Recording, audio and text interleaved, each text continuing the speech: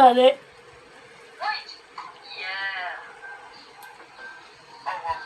Mozzarella cheddar. Ilapit mo yung plate. Oo, libe. Kaya easy ko na. Put some in the water.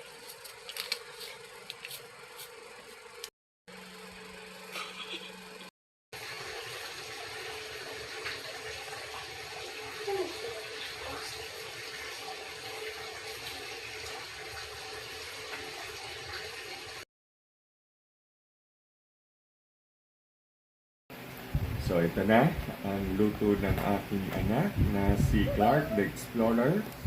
Ang kanyang specialty na mac and cheese. Yan.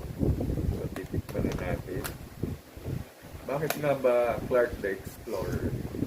Kasi open siya to explore things para matuto, mag-grow, yan, and para malaman niya yung kanyang weaknesses and strength. Yan.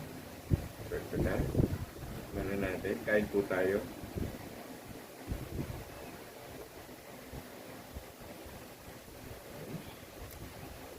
Clark, thank you.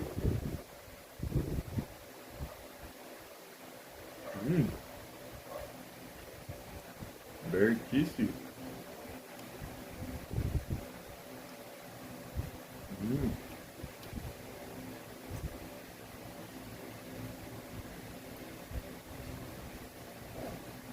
Magnifico, delicioso. Eat well and stay well. God bless us, sir. I love you, anak. Thank you.